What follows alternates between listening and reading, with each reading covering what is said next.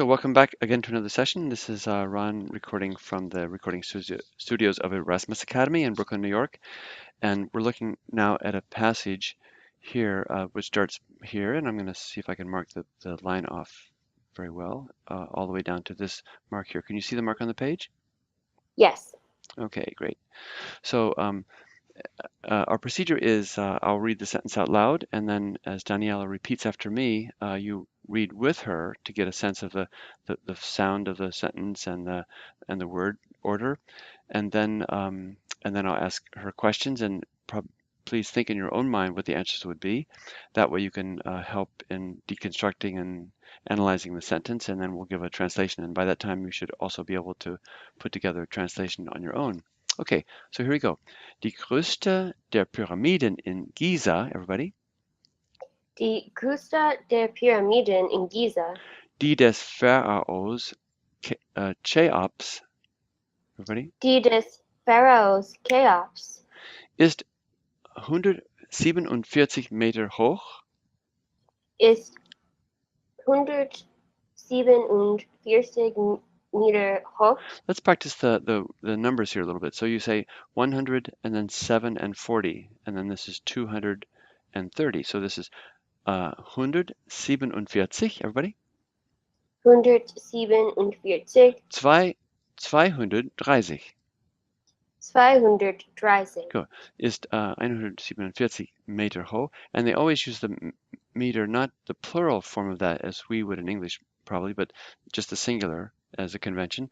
And a side is 230 meters long. Okay, going on. Zum Bau benötigte man circa, this stands for circa, about, like circa like means around. Zum Bau benötigte man circa 2,5 Millionen Steinblöcke. Everybody? Zum Bau benötigte man circa 2,5 Millionen Steinblöcke, von denen jeder 2,5 Tonnen wog. von denen jeder 2,5 Tonnen wog. Okay, so for the building, and then this is the verb is benötigte, one needed, and when you see man, that's automatically the subject of the sentence always, and it's the impersonal man, one or they, or you can even put a passive construction with that.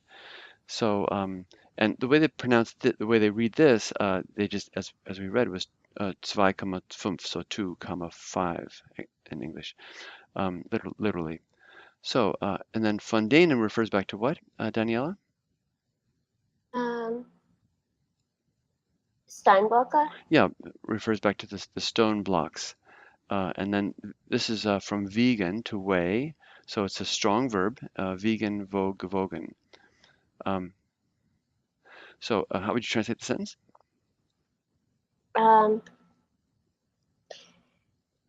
For the construction, one required approximately 2.5 million stone blocks, of which each one weighed 2.5 tons. Great. And you might just say for the building, since it's not the construction, but either way, it's accurate. Okay, going on. Die Arbeiter brauchten circa 10 Jahre, alle Steine zur Baustelle zu transportieren. Die Arbeiter brauchten circa 10 Jahre, alle Steine zur Baustelle zu transportieren. Yeah, I actually mispronounced this. Transportieren, it should be. Okay, so where's the verb in this sentence? Brauchten. Brauchten, good. It means they needed, and so when you say they needed, you know that you're looking for a plural subject, which is obviously right here, the workers. And then what's the direct object? 10 Jahre? Yeah, the year. So the workers needed 10 years, and then we just circle the noun itself and not the adjective in identifying the core sentence. And brauchen is a transitive verb, so you can identify that with an arrow transferring its action to the direct object or the accusative case. And then zu means what again? In order to? Yeah, in order to. Okay, you want to do that one? Sure. The workers needed approximately 10 years in order to transport all the stones to the building site. Yeah, it's amazing to take that much time. This next sentence is pretty interesting too. 20 Jahre waren dann Tausende von Siegelmachern, everybody? 20 Jahre waren dann Tausende von Ziegelmachern, Mauern, Zimmerleuten, Bildhauern, Malern, Steinmetzen unter anderem beschäftigt.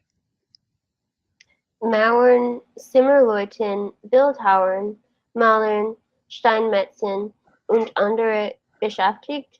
It's almost comic to see so many lists of so many different crafts people working there, but that's obviously the case. Now, in this sentence, it starts with 20 years waren.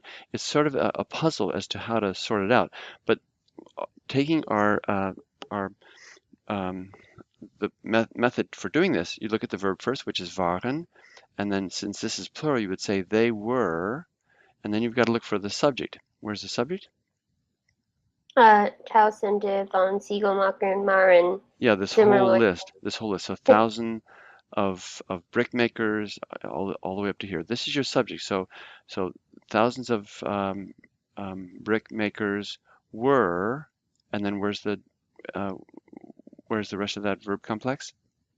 Beschäftigt. Beschäftigt. Not really. This is a past participle serving as a predicate adjective. They were occupied. So that's your core sentence. This whole list of people were occupied, and then 20 Jahre is in the beginning because the author wants to emphasize how long it was, and this you could say you could term this as the accusative of extent of time. So for 20 years, you could translate it that way to get the sense of that. Okay, you want to translate the whole thing? Sure. Um, Thousands of brickmakers, wall makers, carpenters, sculptors, painters, stonemasons, among others, were occupied for 20 years. Perfect. Nicely done. So again, following this procedure, you can sort out the grammar of the sentence and get a nice translation. Okay, next sentence. Wenn die Arbeit auf den Feldern wegen der Nilschwelle nicht möglich war, everybody, Wenn die Arbeit auf den Feldern wegen der Nilschwelle nicht möglich war, mussten auch die Bauern beim Transport der Steinblöcke helfen. mussten auch die Bauern beim Transport der Steinblöcke helfen. Okay, let's see. Where's the main verb in that sentence?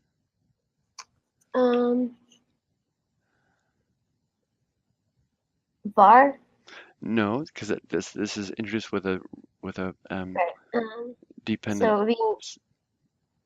So we mussten helfen. Yeah, mussten helfen. So they must, or they had to. And I'm saying they because this is a plural verb, mussten helfen. So you would translate that all by itself. They had to help. And what's the subject? Die Bauern. Yeah, right. The farmers. So the farmers had to help, and then with the transport of the stone blocks. Now, then as a subordinating conjunction can mean either when, W-H-E-N, temporal, or the conditional if. And it's up to you to sort out whether one or the other would work. In this case, either one actually fits very well. You could say if the work nicht möglich war, was not possible, and then or you could say when the work was not possible. One other point here, wegen is a preposition that takes the genitive. It means because of, and this is a feminine noun because Welle is a feminine ending. So this means on account of the swelling of the Nile. Sometimes with these compound nouns, it's good to separate them, and sometimes to resolve the meaning, you can start with the second element and then add the first element. You could say the Nile swell, but maybe more easier to understand would be the swelling of the Nile. Okay, do the whole sentence.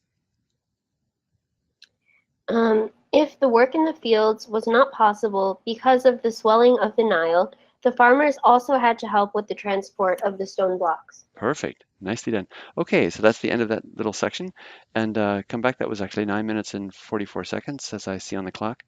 Thanks so much for joining us, and join us for another time. Thanks so much. Bye-bye.